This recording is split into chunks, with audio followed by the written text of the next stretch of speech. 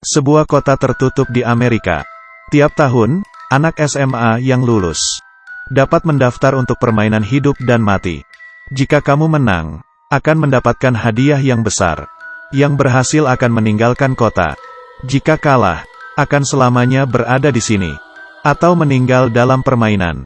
Beberapa permainan ada yang berada di dalam kulkas semalaman.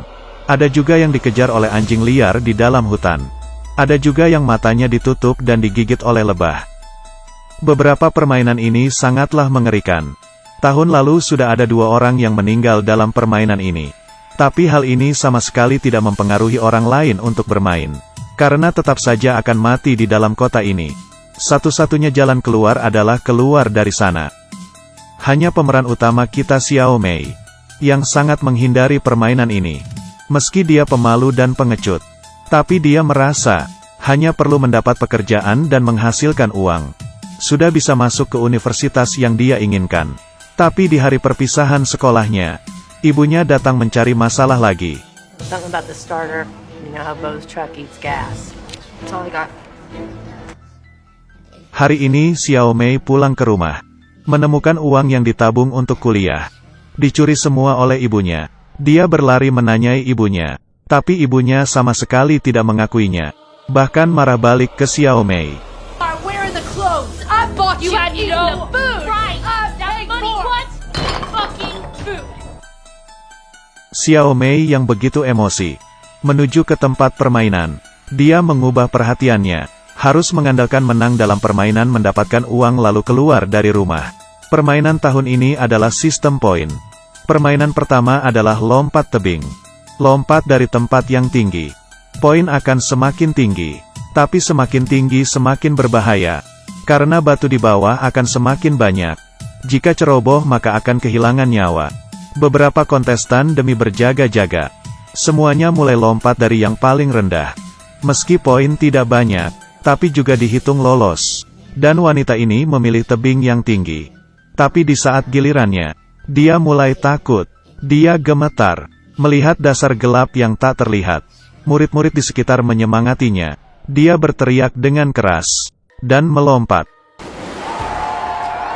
Sampai giliran Xiao Mei. Dia tahu, harus menang dari orang lain. Lalu panjat ke tebing yang paling tinggi. Mendapatkan poin paling tinggi. Di bawah perhatian teman kelas.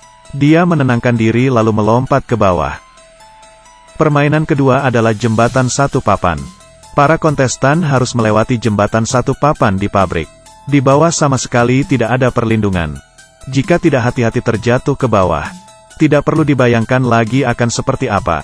Perlombaan ini sistem kurang poin. Tiap orang harus melewatinya dalam waktu 90 detik. Semakin lambat semakin banyak poin yang dikurangi. Jika poin menjadi minus, akan dieliminasi. Kontestan pertama adalah si gendut. Dia melihat jembatan yang begitu tinggi. Langsung gemetaran. Waktu dimulai. Di bawah teriakan semangat teman kelas.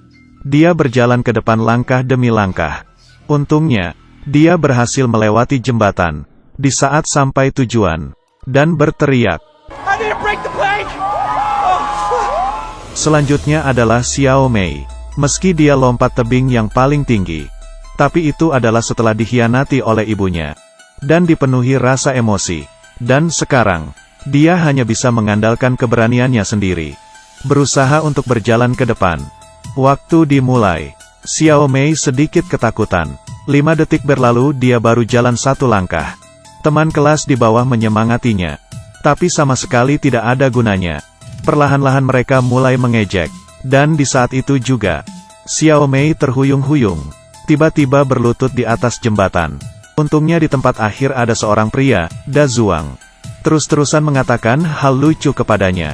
Di bawah pertolongannya, Xiao Mei akhirnya berhasil melewati jembatan itu. You're welcome, by the way. Tapi Xiao Mei tidak tahu. Da Zuang ini tidak semudah yang dipikirkannya. Selanjutnya adalah Xiao Shuai. Xiao Shuai juga karakter yang kejam. Di permainan sebelumnya, lompat tebing. Dia tidak seperti teman lainnya. Memilih tebing yang paling rendah. Tapi memilih paling tinggi kedua.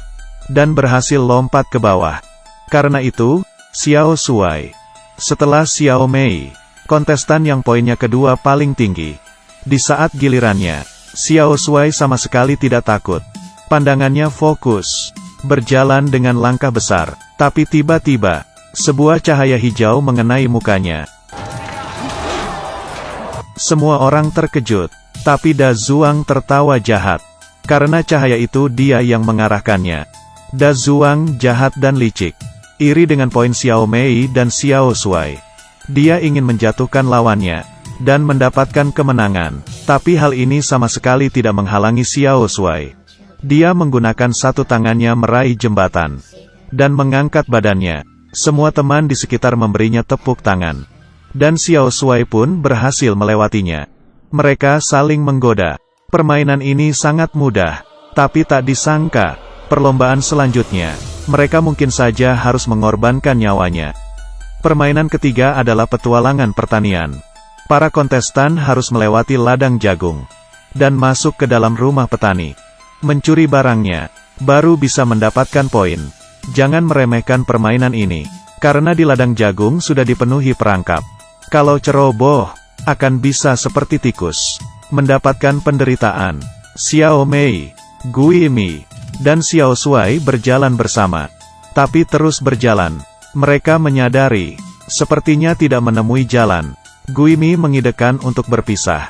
Xiao Mei juga sangat senang, tapi Gui Mi baru saja setengah jalan. Kembali lagi ke samping Xiao Shuai. Mengatakan dirinya takut gelap, ingin berjalan bersama dengannya.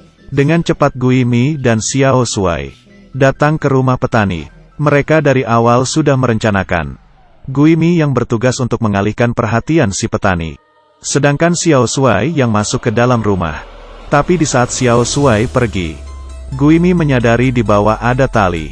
Di saat yang bersamaan, dia mendengar ada kontestan lain yang datang, lalu langsung bersembunyi di dalam ladang. Sepertinya si Gui Mi juga bukan hal yang bagus. Dia mengikuti rencana mengalihkan perhatian petani. Petani ini seorang pria tua yang temperamen. Mengetahui ada orang yang masuk, langsung mengeluarkan pistol dan mengarahkannya ke sekitar. Dan di saat itu Xiao Shuai memasuki rumah, dan berhasil mengambil barangnya. Di sisi lain, Xiao Mei yang sendirian, mendengar suara tembakan dari jauh. Mungkin pemeran utama buruk. Dia menyadari sebuah lubang di ladang. Karena penasaran dia memasukinya. Ternyata ini adalah sebuah lantai bawah tanah, dan jalan hingga akhir lorong. Menyadari inilah baru rumah petani yang sesungguhnya. Tapi yang aneh adalah, di dalam rumah petani, menemukan daftar nama para kontestan, dan tertulis poin mereka. Dia dengan cepat memfotonya, lalu mencuri barang yang ada di dalam rumah tersebut.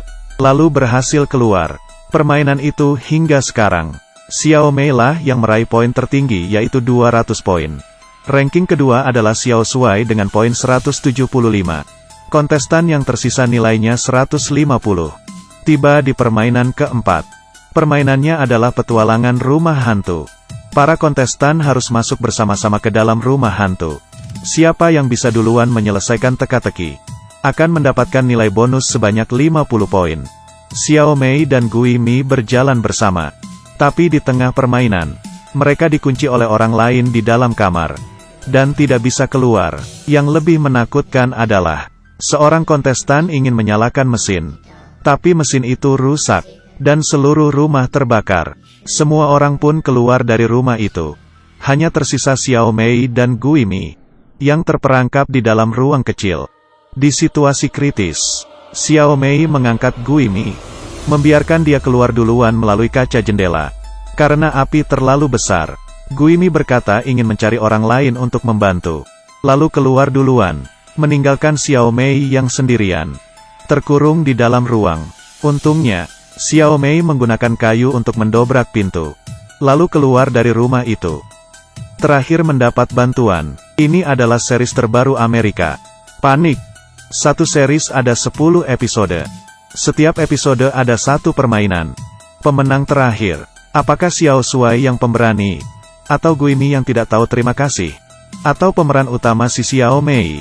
Kalau kamu ingin tahu jawabannya, ayo kita lanjutkan bersama-sama.